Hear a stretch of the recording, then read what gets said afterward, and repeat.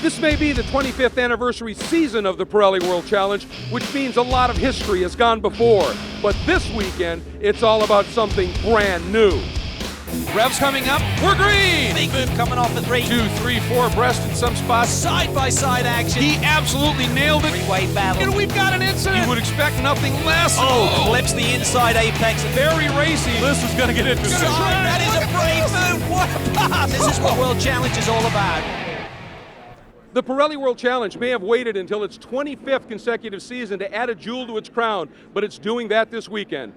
Welcome to the Pirelli World Challenge at Barber Motorsports Park, presented by Recaro. Hi everybody, I'm Greg Kramer, and in just a minute I'll be heading up to the booth and joining my broadcast partner Calvin Fish, but first of all, we are finally at Barber Motorsports Park, an amazing facility, landscaped beautifully, but also a very challenging ribbon of tarmac that was originally designed as a motorcycle racing track.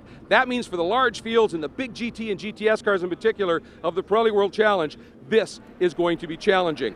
Now this season, the news gets better and better. It was just announced that two monster names in motorsports in North America, Dyson Racing, and globally, Bentley Motor Cars, are coming together. They will be racing in the Pirelli World Challenge starting at Road America. This is awesome. And Cal, you gotta love hearing that. Well, it's fantastic, Greg, to have one of the most iconic brands in motorsports history coming to the Pirelli World Challenge. Really makes a statement, and what a racetrack we have here. This is like the Augusta of motor racing. Let's take a look at our schedule for the day. We're going to start with highlights from our 3 touring car divisions. Then we're going to move into our coverage of round 3 of the GT, GTA, and GTS. And then we'll wrap it up with coverage of round 4 for the GT divisions. We've talked about it. This is a new track. That's Andy Pilgrim. Nobody better to give us a look. I'm Andy Pilgrim, and this is Cadillac Key Corners from Barber Motorsports Park. Turn 1, 4th gear, down from 6th gear. Through there, down to 3rd gear. Long right-hander here, long right-hander, turn 2 and turn 3. Exit, bit of a bump there on the exit. Real nice uphill here. Aim for the tower, you're blind coming over there. Turn 4, down the straightaway to turn 5. Heavy braking coming in turn 5. Downhill, get into the ABS, locking up brakes there. Tight, tight, tight corner, 3rd gear out of here. Use all the exit on the way out to make sure you get up to speed. Down this short straightaway, back straightaway here to turn 7. And turn 7 is really much faster than it looks. Right-hander, heavy brake, down to 4th gear, turn in hard, brake again, downshift again, use a bit of the curbing there, down to turn 8, museum corner, awesome museum right there. Too quick to stop there though today. We got to run. Turn 9, turn 10, really cool, fast chicane here, awesome place, really good. Come up and over the hill there, the front air gets under the front of the car, you always get pushed there. Down to turn 11, downhill, over the top of the hill. Fast left-hander in 5th, down to 4th gear, up through turn 12, up and over the hill here. It's not a corner, but it should be. People lose it there. Through 13, little gas here if we can. Heavy braking, tight, tight, tight, decreasing radius, 14A. 15, left-hander on the straightaway, drops away here. Very easy to get wipe out off the track. We're on the front straightaway, and that was your Cadillac Key Corners from Barber Motorsports Park. And as always, a thanks to Andy Pilgrim. We talked about we're going to start off with a look at the highlights of the touring car divisions in TCB Mini. That one right there actually won the championship last year. They are back looking for more success, and the reason they have it, it's in their genes. It's fantastic that Mini is involved with Pirelli World Challenge. We think it's a perfect series to demonstrate the performance of our cars from a handling as well as an acceleration point of view. But probably one of the most important things for us is just to showcase the quality of our engines, which is really key within the B-Spec Racing Series.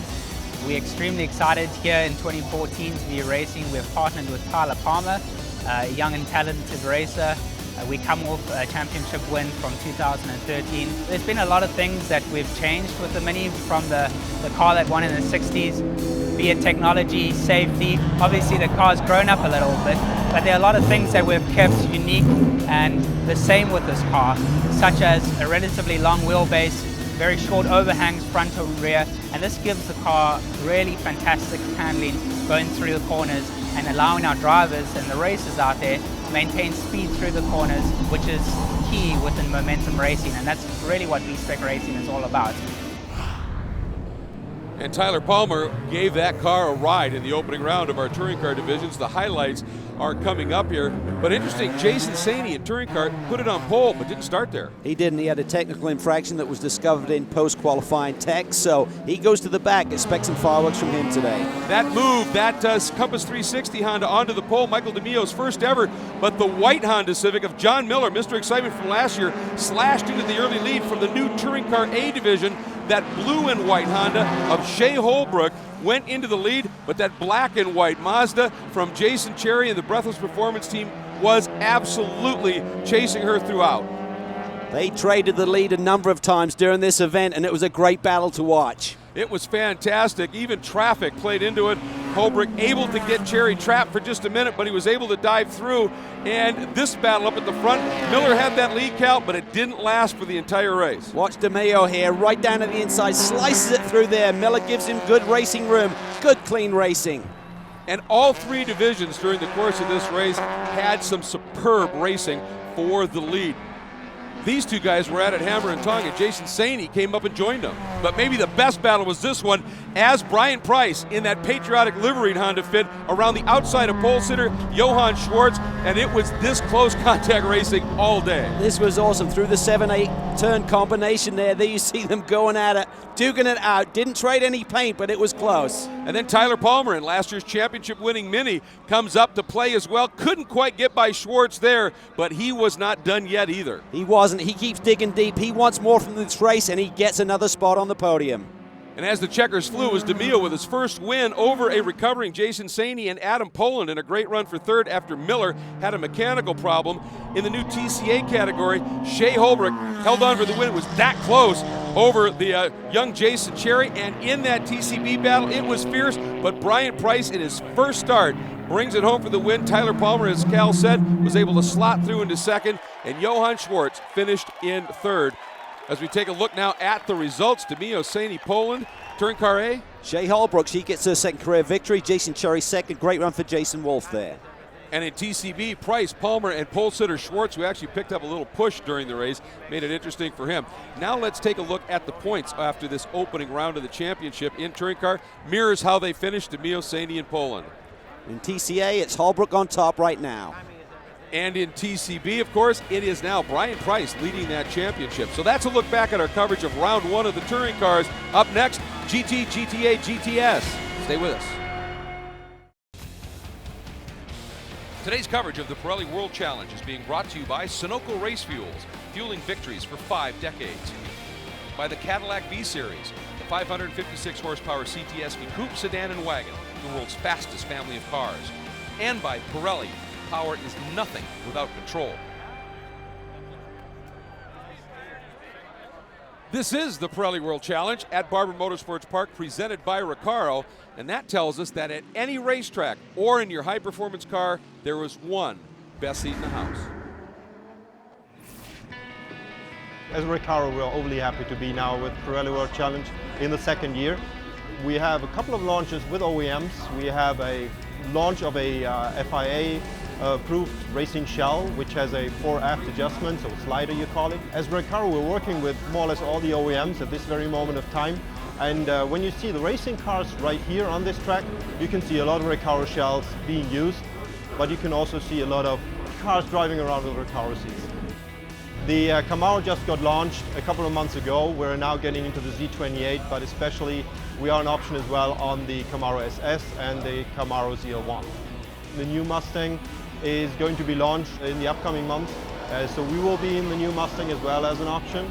We're very happy to be in that car. We have a long-lasting history, so we're proud as Recaro to be in that car. Whenever you want to test it, go to the dealer, ask for a Recaro optional seat and take a drive.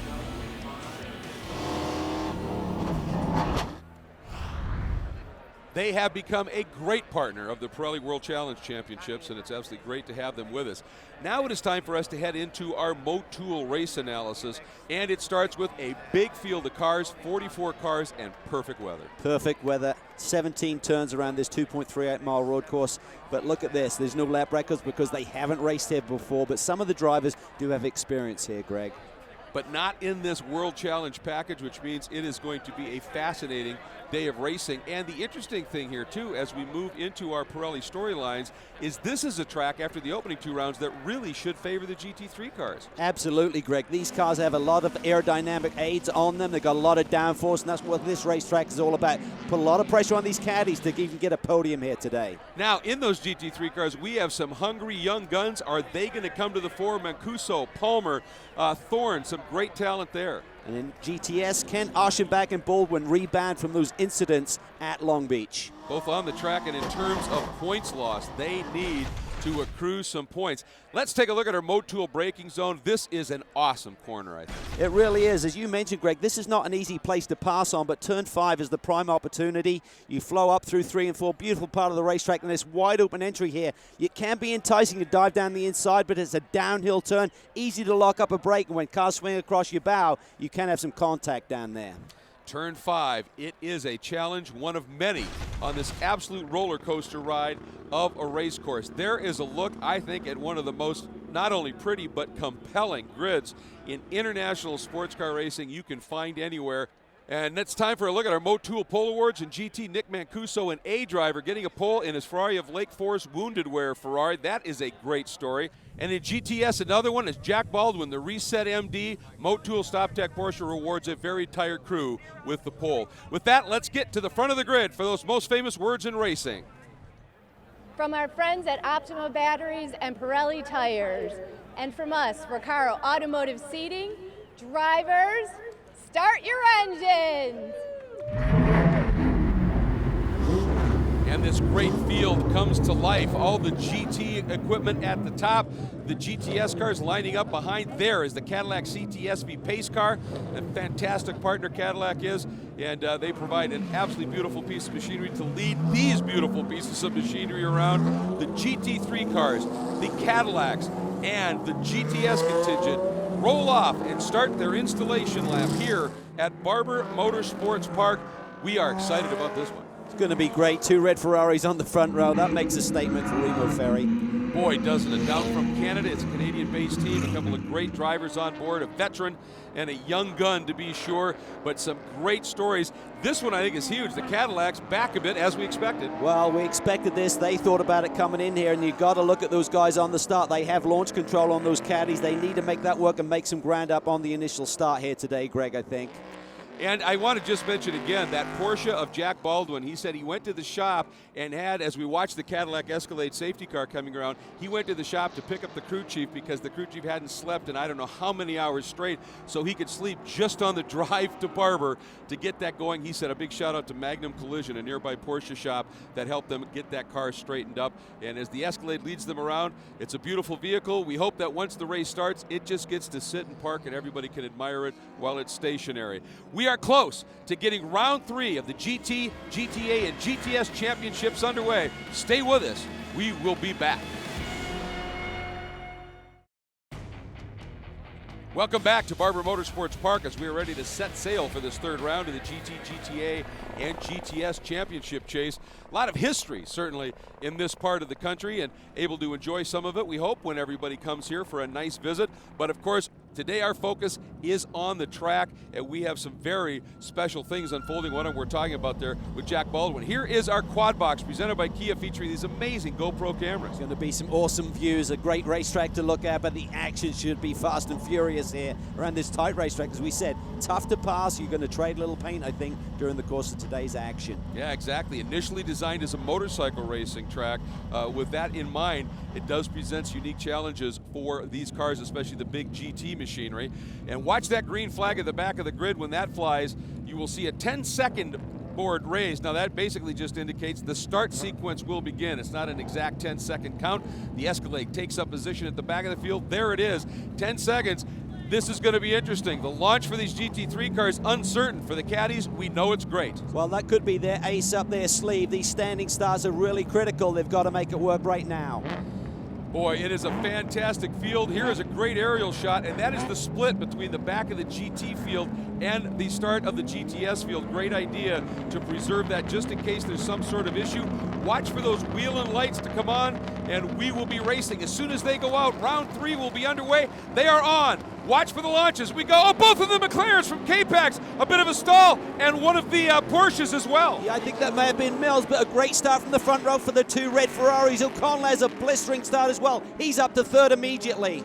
Absolutely incredible, and Andy Pilgrim trying to wedge his way in there too. Thankfully, both of the McLarens from K-Pax able to get going, and more thankfully, everybody able to cycle through and get around them. That is amazing that they got through there cleanly, and such a disappointment for those two K-Pax cars. Robert Thorne did a great job in that McLaren in qualifying. He's got to dig deep now.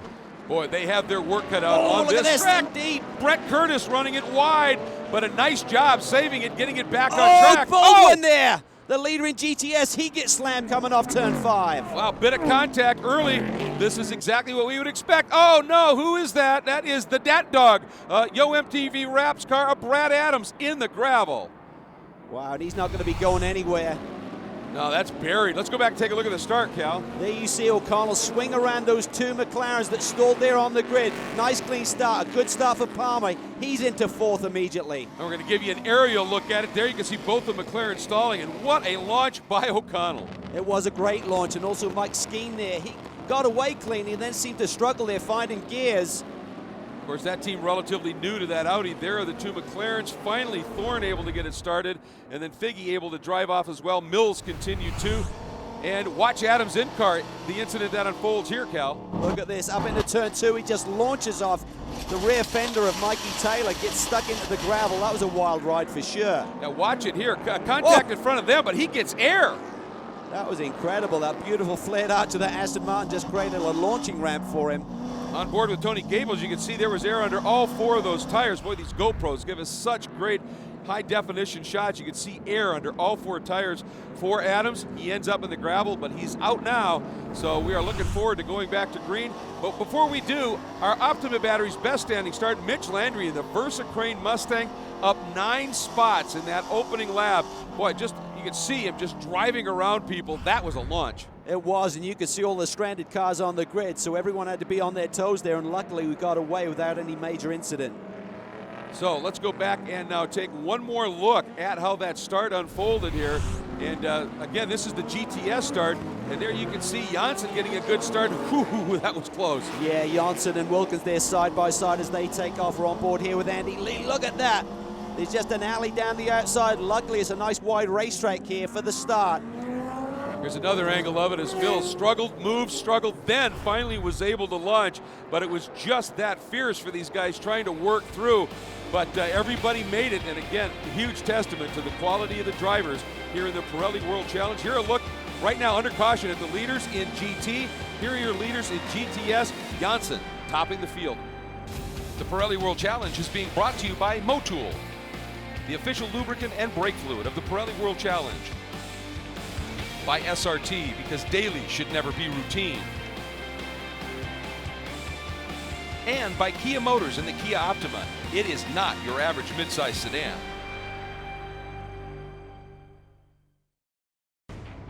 Welcome back to the Pirelli World Challenge at Barber Motorsports Park, presented by Recaro. You know, success on the track for the teams is down to communication from the pits, and that means you need a strong communication package, and SpeedCom supports these teams well.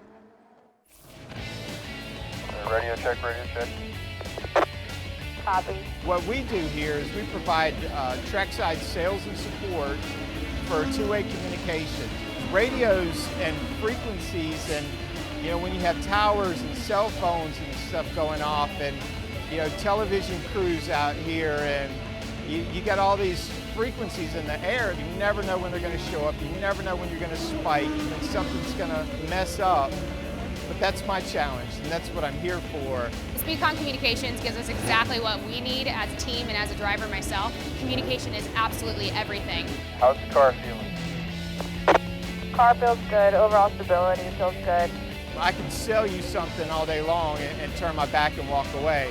But if I'm not there to support that product, then you know, I don't feel good about myself. So the service after the sale is what, you know, we at SpeedCom pride ourselves in. Good job.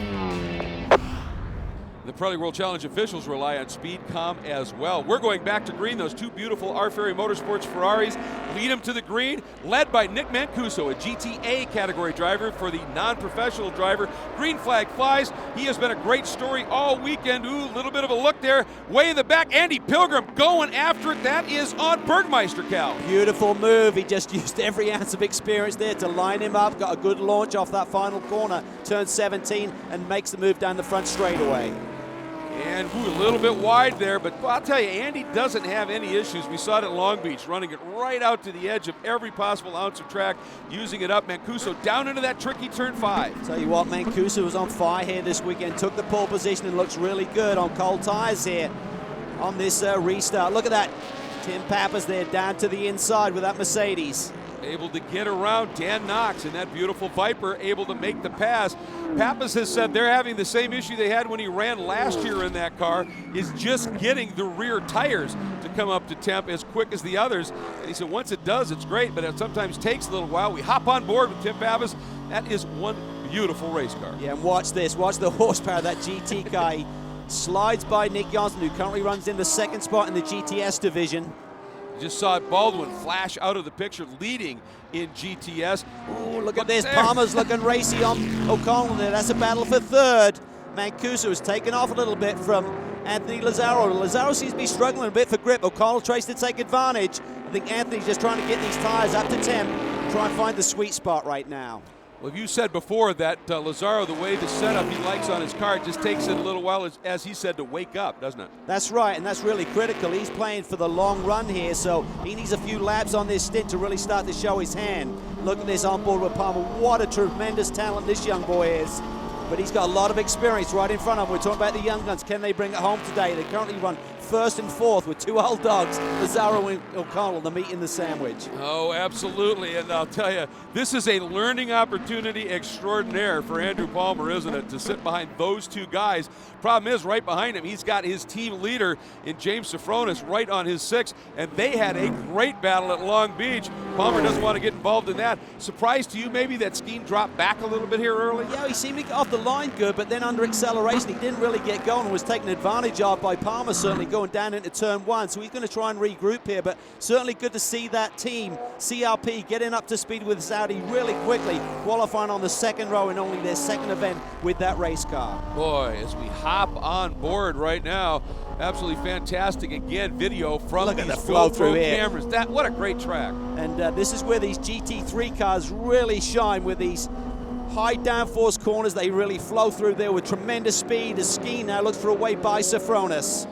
You know, the GT3 cars are homologated and have to stay as they are, but they are homologated with different packages. We know that the Audi package has gone for more downforce than some of the others, including those Ferraris, including the McLarens, and you would think on this track that would be really strong for that Audi. As we're on board with Jack Baldwin, and he's got to be so excited after the work that crew did to get this car rebuilt. He said it was virtually totaled, and they were able to rebuild that car. He said the best thing I can do to repay him is give him a great run, and he's doing that right now. Doing a great job. I mean, he's tweeting pictures of the cars still with no decals on it, just 24 hours before they rolled the car onto the transporter. So tremendous work to get the car here. We're on board now with Mills. He had a very difficult start. Oh, that's tight there as he slides by the inside of the GTS car of Jack Roush Jr. Yeah, Roush having a battle with that blue Mustang behind him, Dean Martin. And Roush in the Roush Road Racing, Ford Racing entry, as we're watching some of the other, a little bit of dust and debris off to the side of the track. There's young Jorge De La Torre in the 04, the white Aston Martin, being chased by the green and white Porsche. That's the Racing for Children Porsche of Clint Guthrie. Behind him, that white Mustang, Chris Outzen for iTrack Zone in that Boss 302S. They're enjoying a roller coaster. It really is. It's a roller coaster racetrack, and it makes it very challenging for the drivers to learn for the very first time, and really hard to get a good setup on the race car. You're really asking a lot out of it to really work through all these different elevation changes. And blind approaches to corners keeps it interesting. Here are our leaders in GT: Mancuso, Lazzaro, O'Connell, and Palmer. In GTS, Baldwin over Janssen, Wilkins, and Aschenbach. Today's coverage of the Pirelli World Challenge is being brought to you by HPD, Honda's North American Racing Company. By Porsche, Intelligent Performance. And by the Fiat 500 Abarth, small but wicked.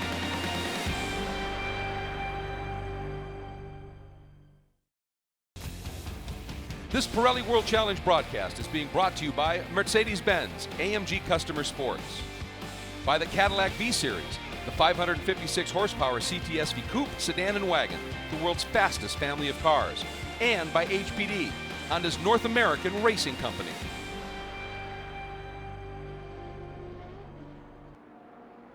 The veteran Jack Baldwin continues to lead here at the Pirelli World Challenge at Barber Motorsports Park, presented by Recaro in the GTS category. Again, just that great story unfolding. You see, he's now been able to put the lap car, Brad Adams, who was stuck in the gravel a bit earlier, in between he and Nick Janssen. Adams, nice job there, opening the wheel up, letting Janssen go through. Brad understands the game. Yeah, and this is a tricky part of the racetrack, particularly right there. Turn 4, it can get really dicey there when you got a lot of traffic on the restarts and stuff like that. That can be a problem area of the racetrack, but Jack looks really comfortable up front. Kia's looking good. I think they're really going to try and manage those front tires. A lot of horsepower going through that, and on this type of racetrack, you want tires at the end when you go for a battle for the win. Well, this track is challenging, but it's challenging on tires generally, isn't it? It's very smooth, but there's an abrasiveness to it that had these Kias concerned. Yeah, it really does, and here we see Nick Janssen. They've really turned things around. I mean, they had a disastrous first round at St. Petersburg, got both cars to the finish, but not with the sort of performance factor they were looking for. So we're now on board with Nick Janssen, looking at the I-back suspension cam, and you can see it working through the various corners, elevation changes, up and over the curbs in certain spots. You can eat some of the curbs here. They're nice and smooth, nice transitions, but Kia have really turned things around with the performance of that race car, having the win at Long Beach, of course. And there is a look at Andy Lee, that Crown 7 Best IT Camaro, who's slipped back a little bit. He had that great launch, but now finds himself back in the 8th spot in that Camaro. An immensely talented driver. He's got his work cut out for him right now because he's got a lot of those Ford Mustangs right up in front. It's a manufacturer's battle in this GTS category. It really is. You got Buffamonte and Martin up in front of them. But here we see the two Ferraris just close down here a little bit in traffic. Mancuso looked really strong in the opening laps here. But Lazaro, we said his car should be coming in. Now it's starting to look good. It looks like it's got much better. Oh, problems for Palmer. Left rear is down, Greg. Oh, it is. He is off, and fortunately, I don't think he got into those barriers. And the thing is, Cal, he'd been running as high as 4th, but in the last couple laps, had been fading a little bit. Let's see if we can figure out what happened here. As he comes into turn 12, you can see the left rear is down, and this may have been a reason for his sort of falling through the field a little bit. He'd lost a couple of spots, one to his teammate James Safronis. If that tire was going down a little bit, he would have certainly been losing performance, and then it catches him out there. He tries to catch it, but there's no way it's going to work. I mean, the weight transfer of the car changes completely. Fortunately, not a big hit. Remember, we've got another race here tomorrow. Absolutely. Very, very important here. So he's able to back it up and did not get into the barriers, but he's got a long limp around. And I tell you, for this young Charger, that's going to make it awfully frustrating today. As we continue, though, again, Mancuso on clear track, able to open that margin up.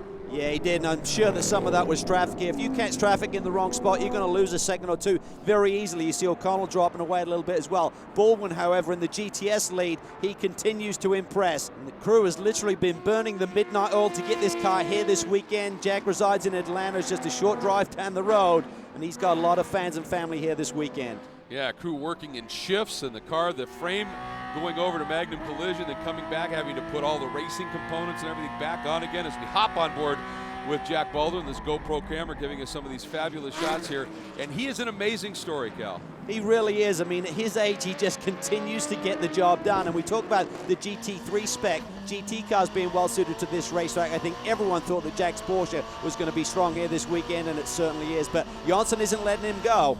No, actually, I'm quite impressed that Janssen is able to stay this close on a track that we, as we talked about, we thought would really affect those front look at tires. this! Oh, and Lazaro coming up, trying it. It's on the outside. That's difficult to make it work, and Mancuso hangs on, but Lazaro, I think that car's awake. It really is. He has caught him in a hurry. So for Nick Mancuso, the young Charger, has he burned those tires down by going too hard too early in this stint? But he's hanging on for dear life. He probably thought, oh, I've got this one in the bag. But he had a big gap over his teammate, but Lazaro's back on him right now. And you think Mancuso's nervous. I think the crew watching this, if Anthony's going to go into attack mode, that's going to really have that crew up on the wall.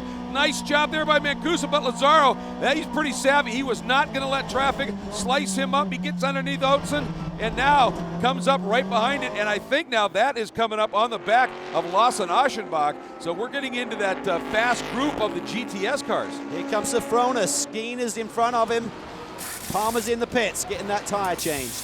All right, again, if there was no damage, and it didn't look like it would, he will be able to continue a long ways down. The news from the pits is they believe that was debris that may have cut down that Pirelli. All right, there are your leaders in GT. In GTS, Baldwin hanging on, both leaders under pressure. This is how racing should be. The top sports car racers in North America. 50-minute, door-to-door, all-out sprint races. Standing starts and 0 scheduled pit stops. A battle of the brands with over 18 manufacturer brands racing. Watch us on the NBC Sports Network and online at world-challengetv.com. The Pirelli World Challenge. This is how racing should be.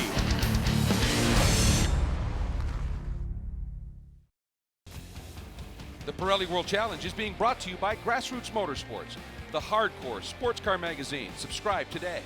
By Optima Batteries. With up to 3 times the life and 15 times the vibration resistance, Optima Batteries really are the ultimate power source. And by Ford. Go further.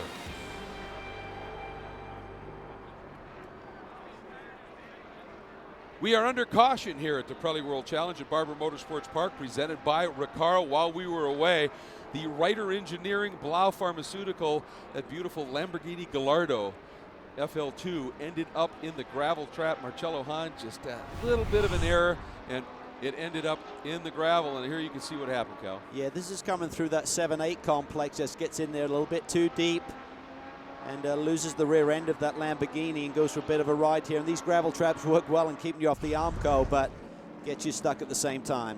Well, they got the delightful Marcello out of the gravel trap, and we're going back to green, led by Mancuso. I got to think the Cadillacs love that caution to cool off those tires, probably those Kias as well. And we are back to green, and right away a big move. Johnny looks down to the inside. Look at Skeen trying to get around the outside, and he's wide but hangs on to it. That is Sofronis. Look at Sofronis. Boy, oh boy, he's making a big move around the outside of O'Connell. Can he make it stick? Oh, not quite. And Skeen gets back by him. Incredibly close. Meanwhile, Baldwin for a minute was up on the outside of Bergmeister in that effort racing car. We hop on board with Nick Janssen. Motul braking zone, he takes it in deep, he slides there. Contact between Janssen and our leader, Baldwin. Wilkins is through. Wilkins has picked up the lead. There goes the rest of the GT front runners.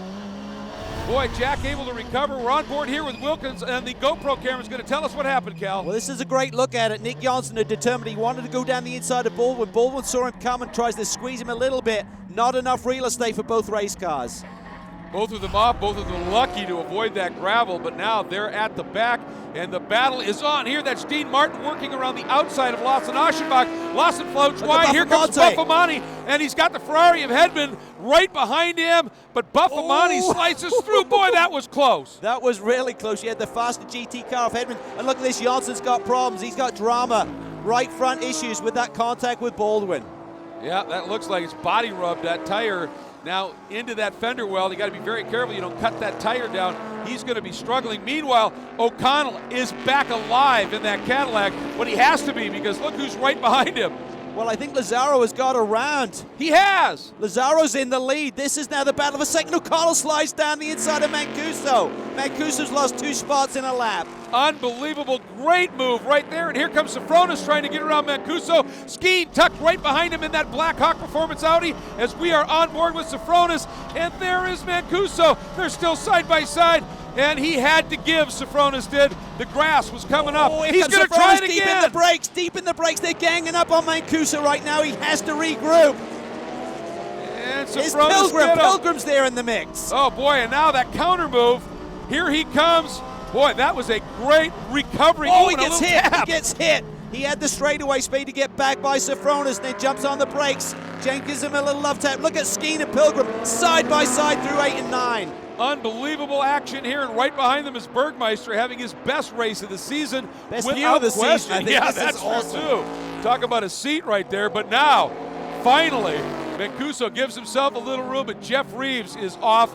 Something wrong with that car. We'll try and find out exactly what it is, but Mancuso finally gets a little bit of breathing room. Not Sofronis, as he's got Pilgrim hounding him and Skeen all over him. Well, I wonder if Mancuso just got pushed wide through one of those little battles and maybe got some debris on his tires, had to clean those off and get the grip back, but he's trying to regroup here now. He's got to try and chase down O'Connell, but this battle is raging here right now between Pilgrim and Skeen. We're on board with Bergmeister now. He gets the run down the front straightaway, takes it to the inside of Mike Skeen. That looked easy.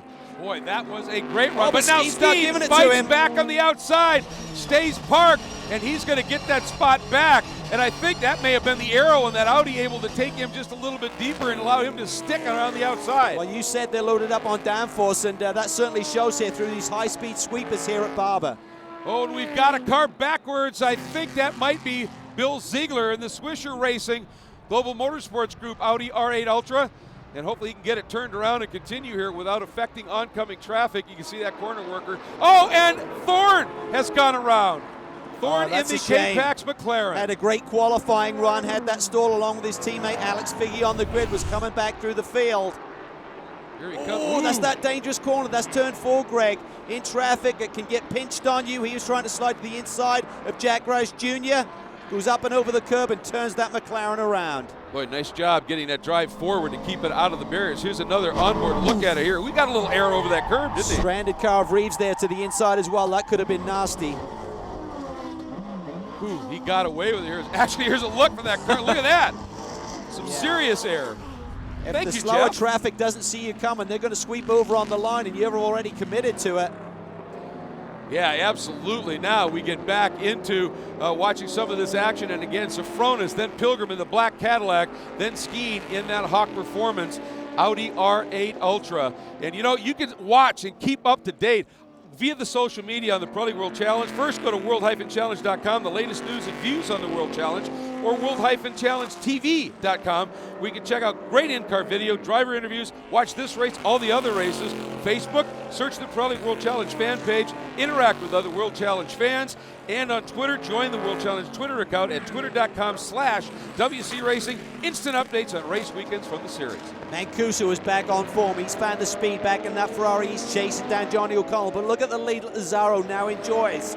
Yeah, he has checked out. Meanwhile, lots of action back in both the GT. Oh, and a bit of a bump there. Knox getting into Marcello. Marcello off of Thorne. A bit of bumping and grinding. Here's how it looks right now. Stay with us.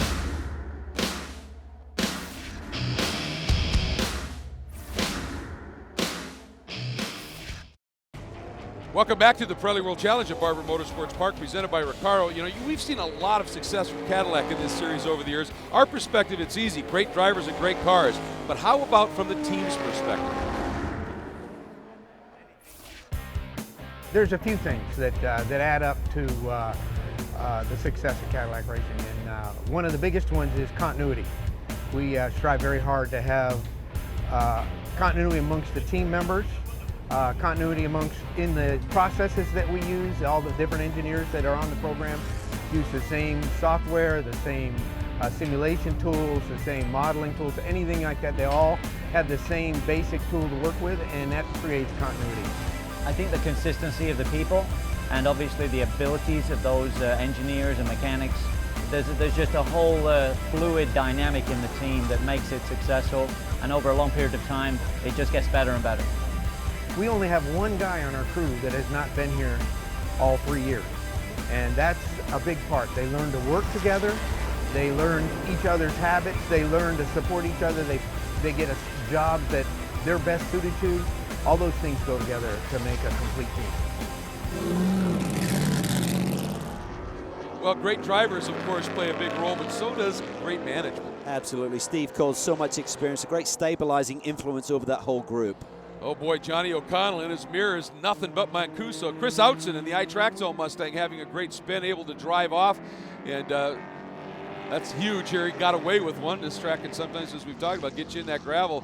Anthony Lazaro, once he went to the front, he has just been able to check out, Cal. Yeah, he just put a setup on that car that was going to come to him. He had to battle through those first 2 or 3 laps, but right now he's in a league of his own. And I'll tell you what, Cadillac, Johnny O'Connell, he's feeling the heat from the second of those red Ferraris. Mancuso has recovered, and he is really putting the pressure on right now. As you see him come on this front straightaway, he has good straightaway speed. He's side by side here with O'Connell down into the brake zone. Who's going to make it stick? Well, again, this is a corner if you can stay on the outside and you get help, and he does. Boy, what a nice move by O'Connell. While that was unfolding, we hope you noticed the white flag flew. We are on our last lap, so Mancuso knows this is it. This is my shot. He is hounding O'Connell. Down into the Motul brake zone. Can he do anything? Johnny hugs the middle of the road. Mancuso flicks back to the inside, takes it in deep. Johnny O'Connell. Too deep. Wow, O'Connell rebounds the over and under. He gets back underneath him. Tracks him out, but gives him some racing room. They touch a little bit. Boy, do you think that was O'Connell teaching that young guy a little lesson, taking him in just a little too deep? Wow, O'Connell's using every ounce of his experience right now to try and hang on to this second place finish.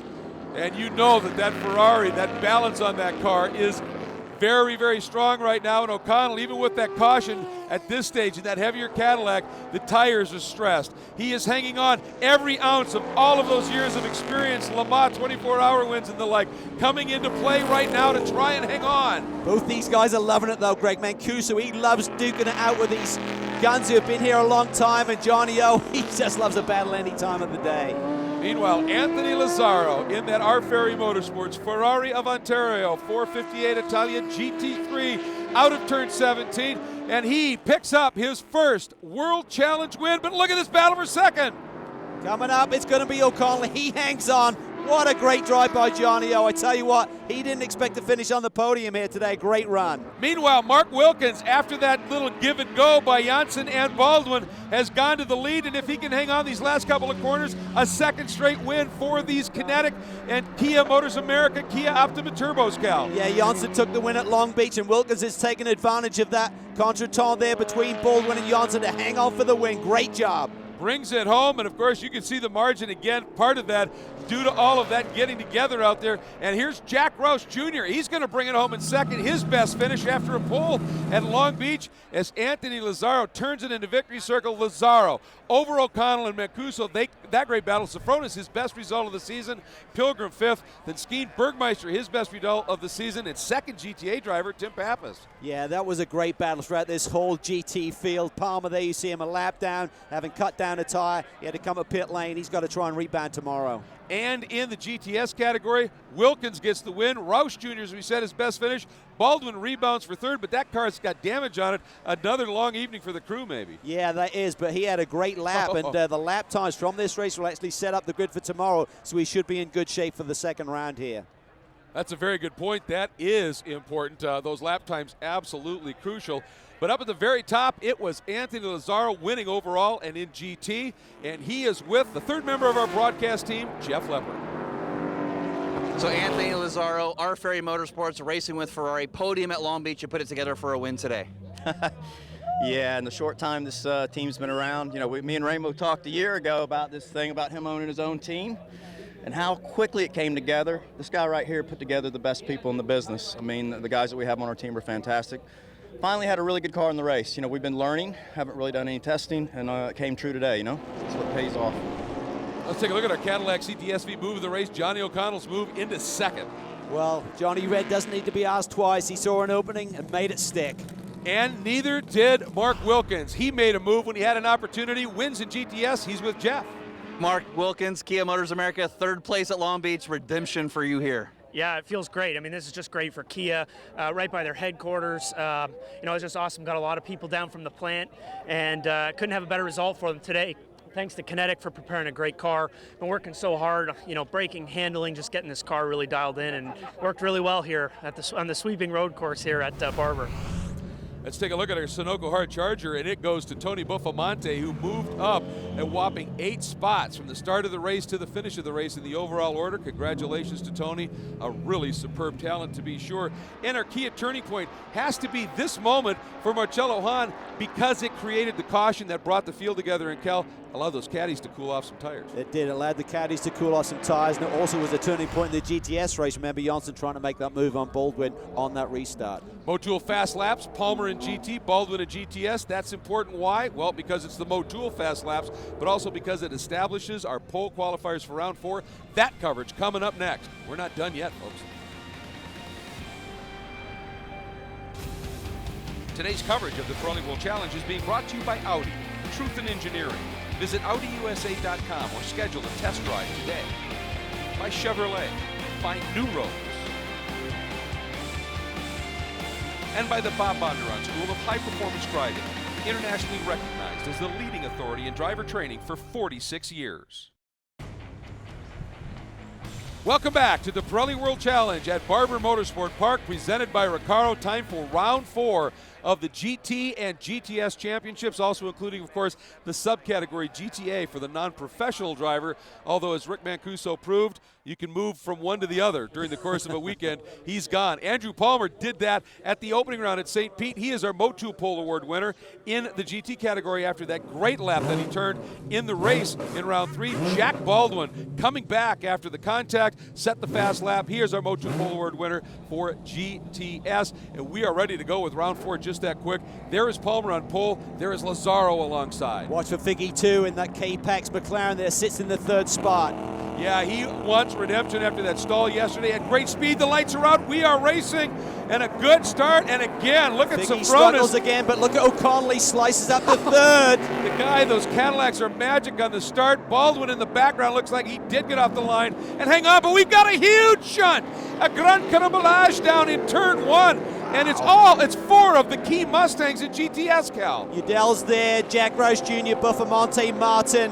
Unbelievable to take 4 of the same mark out in one incident. Yeah, and the front runners as well in that Ford racing program. Unbelievable, 4 cars off. There's Buffamonte, and you can see he's got some smoke that's emanating from that car, but all 4 gathered up, and look at this. I mean, they are in a big squeeze. There's Robert Thompson, one of the Pirelli World Challenge safety team specialist. Immediate response, that's always reassuring, as well as the rest of the Barber crew. And there's Mikey Taylor in that. He could have been involved as well there. I think he may have been, yeah. All those cars were close together on the grid. Well, he's a young 17-year-old that on his own moved from South Africa to Auburn, Alabama. Boy, and look at Alex Udell is hot right now. Let's see if we can figure out what happened, Cal. Well, here we see the initial start. O'Connell weaving his way through there. Figgy again didn't get off the line well. Lazzaro, great start there from the outside of the front row, takes it around Palmer. And then you see further back in the pack, just they all got together. Oof. Yeah, from that angle, it was tough to see exactly what happens here. Watch for there you here. see, Mikey Taylor was involved. He could have been the instigator there, trying to go between 2 of the Mustangs. Yeah, and then the number 33 of Buffamonte, the blue car, on board Udell here. Yeah, right there. There was just a squeeze play there in the middle of the grid. Mikey Taylor involved. He clips that. The first of the Mustang that then turns it into Udell, and he takes 2 others along for the ride. He had no idea where that came from. Not a clue. And you can see why they're happy to have those Recaro seats with all of that jostling that was going on in those multiple hits. Nonetheless, we're going to have a long caution here. And Udell still trying to figure it out, trying to have a chat with somebody down there, trying to get an answer. Well, I said the instigator was Mikey Taylor. I think there's just too many cars going for the same piece of the racetrack. Mikey Taylor was in the middle. He had Buffamonte to his left, Udell to the right. And they just all touched, and we saw the consequences of that one. That's ping-ponging is what it was. There's a look at Jeff Reeves in the Shadow Works Camaro from Best IT. And did he get a launch? You bet he did, and he gets the Optima Batteries best standing start, up 11 overall spots in that opening lap. And of course, part of it is because of all this, Cal. Yeah, you can see the carnage over there to the right side of the racetrack. So he had a great start and then took advantage of other cars' mishap. Absolutely. Congratulations to Jeff Reeves, one of the rookies in this championship. So absolutely awesome. Here's another look at it, Cal. Well, one of the Astons is slow away. That could have been one of the issues. And as they all come down here just past the start-finish line, this is where it gets really tight. You see Buffamonte in that bright blue Mustang clips Mikey Taylor. He comes across straight into Udell. Dean Martin and Jack Roush Jr. also involved. And everyone's just trying to figure out what exactly happened, trying to put these pieces together. But obviously devastating for all the guys right now. There's a little bit of a tete-a-tete unfolding down here between some of the drivers involved in that one. And Jack Roush showing he's maybe the brightest of the bunch, leaving that helmet on. Oh, and Udell was walking away and has now come back and rejoined. So they're really trying to suss this out. And, of course, it's important because they're all Ford drivers. They want to know what it was. There's Mikey Taylor in that 09 Adobe Road Winery Aston Martin. Let's see if we can see what happened here from Tony Gaples. There you see it. Yeah, I mean, Buffamonte was sort of coming back online a little bit. Mikey Taylor had squeezed his nose in between the 2 Mustangs, just not enough room. And the result, all 4 of the top running Mustangs are off track, and that's going to be a frustrating day, obviously, for them. But the good news is they all appear to be okay. Bob Thompson down there looking after them, and everybody's all right, just having a bit of a chat. Now they're just waiting for a ride back to the pits. It's going to take a little while to get these cars cleared out, obviously. And Mikey Taylor out of the car, too. As I said, 17 years old, moved from his native South Africa by himself, got hooked up with a local SCCA team, somehow got the connection with Kevin Buckner's The Racers Group. Those guys certainly recognize talent, put Mikey in the car, and he had a great run in round 3 and would have been a player in this one for sure. Unfortunately, we had the incident that he was taken out in. So we're going to step away for a moment. We'll come back hopefully to some green flag racing. Meanwhile, here's a look at the leaders in our 3 divisions.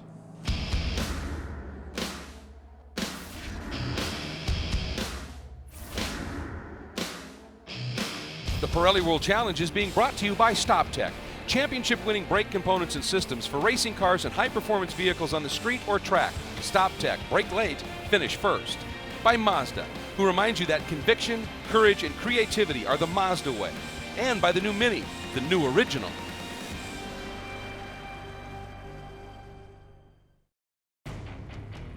We are ready to resume green flag competition here at the Pirelli World Challenge at Barber Motorsports Park, presented by Ricardo. Round 4 of GT and GTS with the GTA division within, and Anthony Lazzaro brings him to the line. Hard to find many more experienced than Anthony Lazzaro, but he has got a young Charger on his 6. And Johnny O'Connell, once again, boy, does this guy know how to start. Oh, they rub. There's a little rub there between Palmer and O'Connell as they slide through turn 1.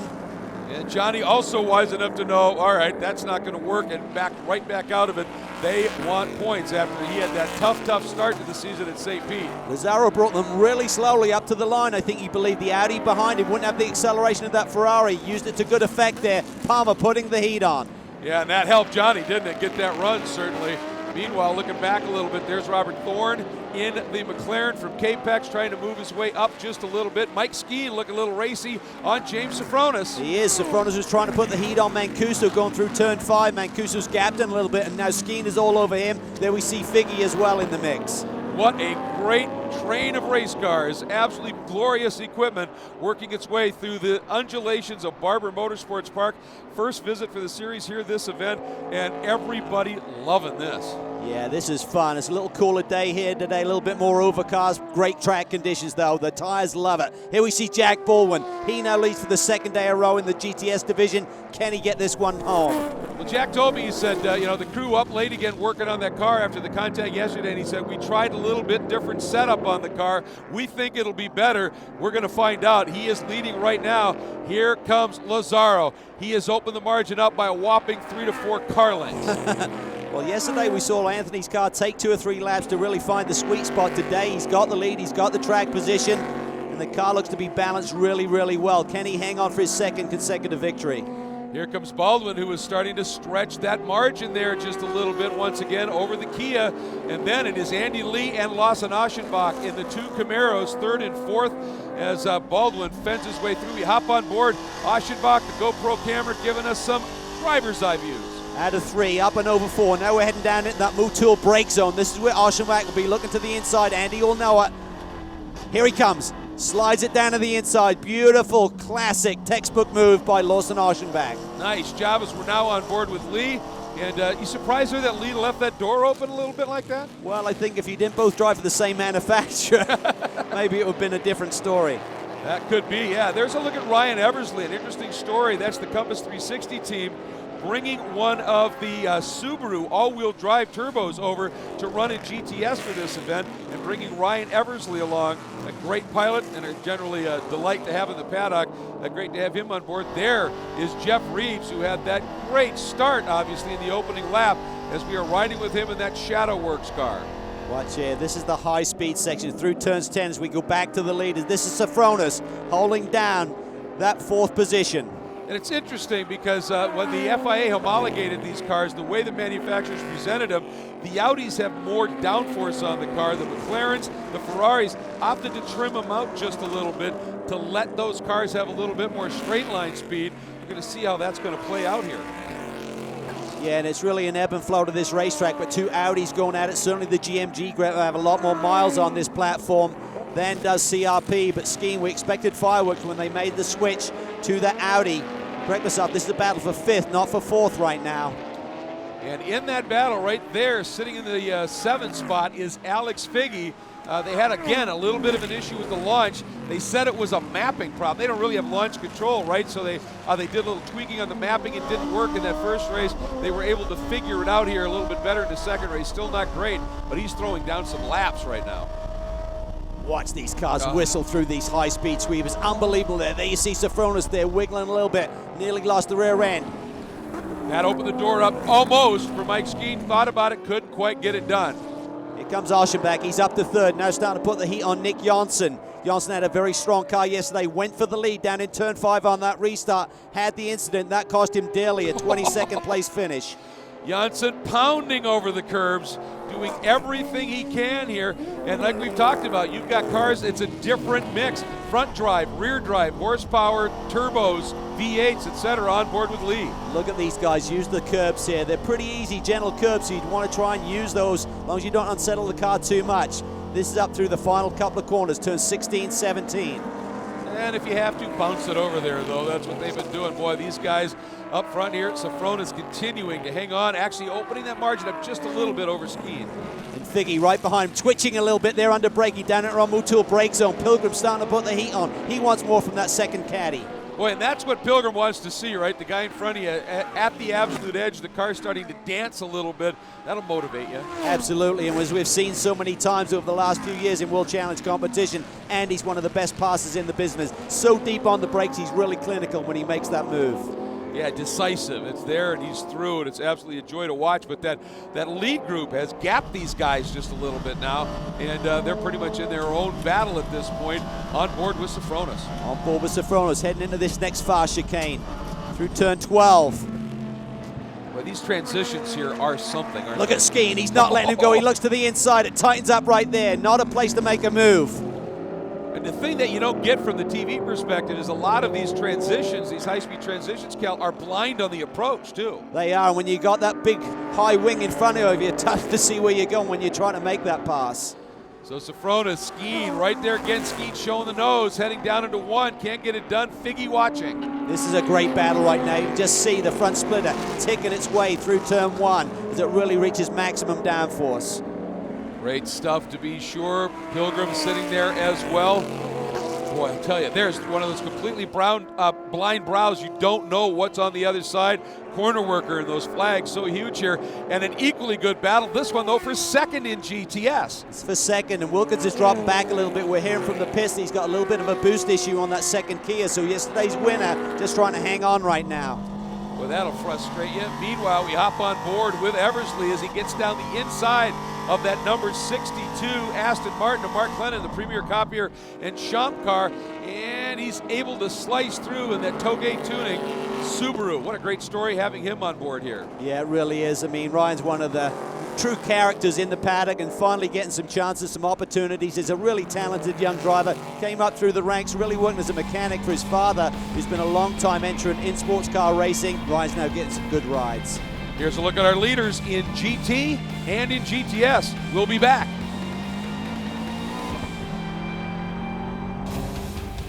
Today's coverage of the Pirelli World Challenge is being brought to you by Aston Martin. Brought to you by Aston Martin Racing. Be part of the experience. By BRM, timepieces built with pure racing spirit. And by Eibach, the world leader in high-performance suspension.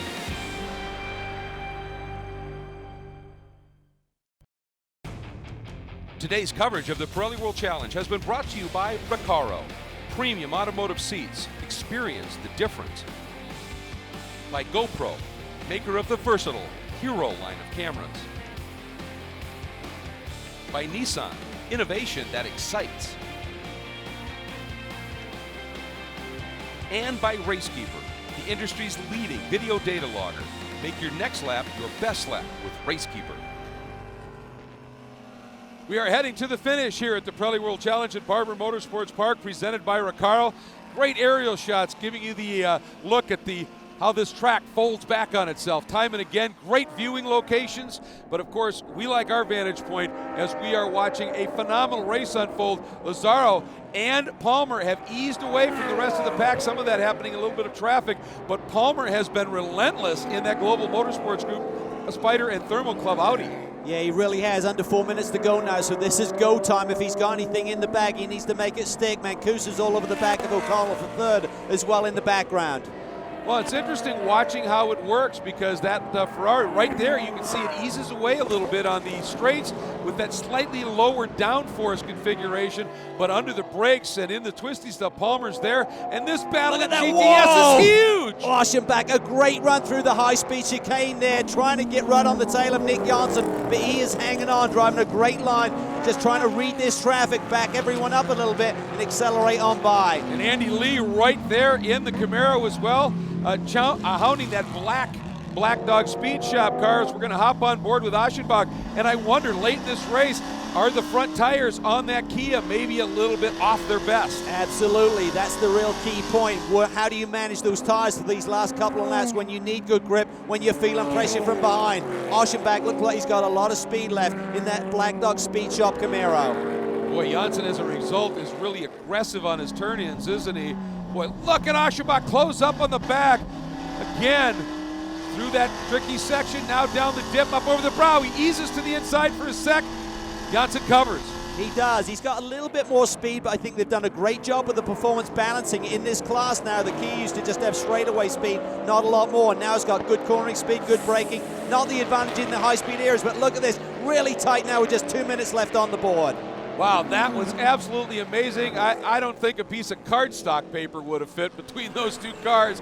That is two pros making three with Andy Lee at the top of their game, racing as perfectly as you possibly can. Whoa, Aschenbach gets a run. He does, Janssen. I think you're right, Greg. He may have used up his front tires a little bit later into this stint, and Aschenbach's trying to take advantage of it. Keep in mind, folks, this is the battle for second because you can't even see him in the picture right now. Out front is Jack Baldwin. He is gone. Look at Skeen coming. Skeen's putting the pressure on Mancuso. O'Connell's cleared them a little bit in traffic. O'Connell dives underneath one of the Aston Martins. There's that red car of Mancuso with Skeen right behind. The white flag flies. Here is our lead battle. It is Lazzaro still hanging on over Palmer. And Lazzaro opens that up to like 2 car lengths on the straight, but right there, that fast, that Audi is there. He is there, and we talked about it at the start of this show. Can one of these young guns, Mancuso or Palmer, break through? Right now, it's experienced lead in the field in Anthony Lazzaro, going for 2 wins in a row. Can he hang on in this Ferrari? There he opens it up again a little bit. It's the professor and the student right now in a lot of ways. And Lazzaro down through that Motul brake zone. The Ferrari hanging on. What's nice with the Ferrari has a little bit more straightaway speed. That allows him to run his normal line down into this brake zone and takes the pressure off him. Here he opens it up again just a little bit down into this twisty section, Cal, and right away Palmer closes that gap down. Palmer's right there. That Audi is really good on these long runs as we're having right now. He's going to try and put the pressure on Anthony, but tough to pass here. Anthony through that tricky chicane. Here we go. He's wide. He's off. No, he's in the grass. He wiggles. He's sideways. He's sideways. There goes Palmer. Palmer takes him. He takes him around the outside. Oh my goodness. The young man forcing the veteran into the slightest of errors. But it's enough. But now traffic. That's Wilkins they're coming up on. How will this work? Wow, Palmer's just got to be patient. He's got to be patient. He can get his first World Challenge win.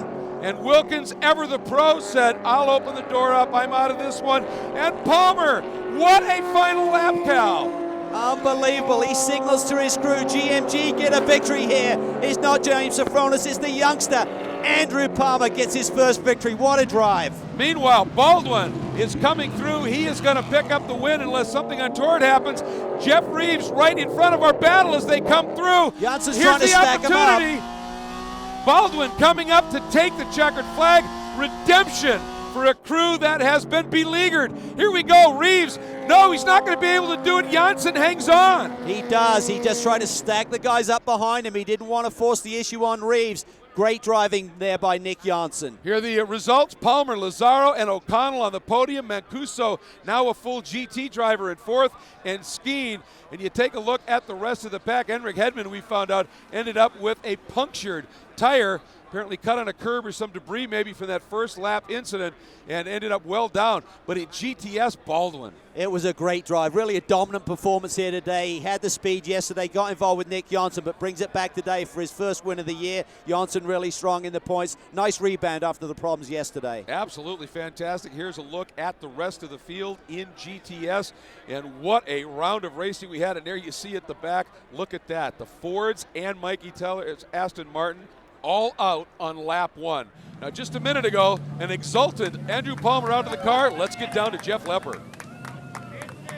So Andrew Palmer, it took you one race to get your GTA win. It took you 4 races to get an overall GT win. Tell us about that last lap pass. You know, just the entire race we were putting pressure on him. We knew that our car was going to be great in the long run, and it came in right at the perfect lap. He made a little bobble, and passing the outside was exciting to say the least. So, you know, everything. Shout out to the team, the Spider Racing, GMG Racing, Audi R8 Ultra was absolutely perfect.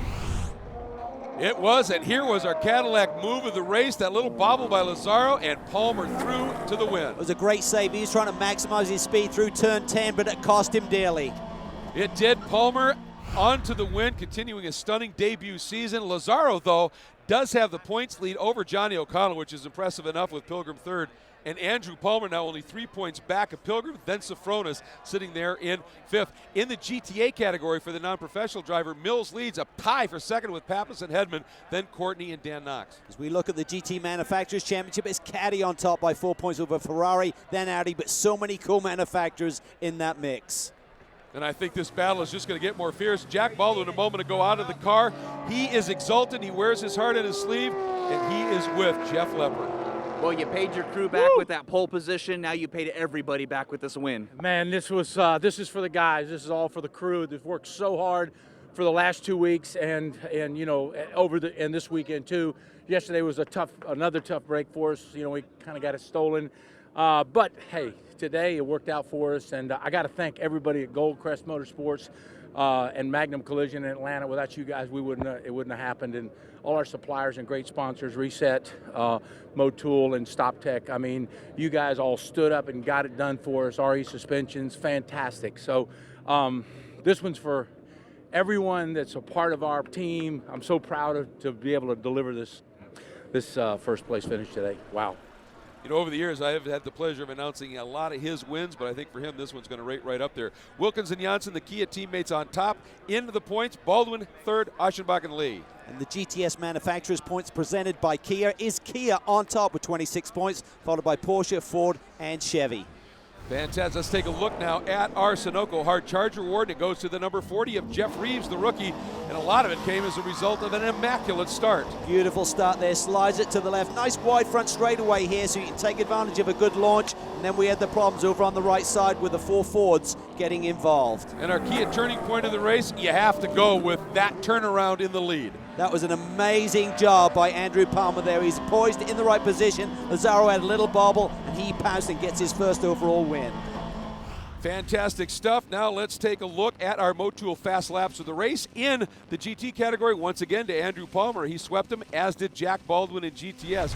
Good weekend for those guys. As we take a look at our Kia Rewind, the next stop for the GT with the GTA category and the GTS boys, another street circuit, Detroit. The Motor City, a lot of pressure. Everyone talks about Long Beach being the jewel in the championship. Well, Detroit is not far behind. There's a lot of pressure there from the manufacturers. The drivers certainly want to succeed there on Belle Isle. And I think for the Cadillac group, of course, they got some points they maybe didn't even expect here. They're going to be right back in play for the outright win at Detroit. They're looking forward to that one. So we look forward to it too. Thank you so much for joining us here for the series' first visit to Barber Motorsports Park. See you next time.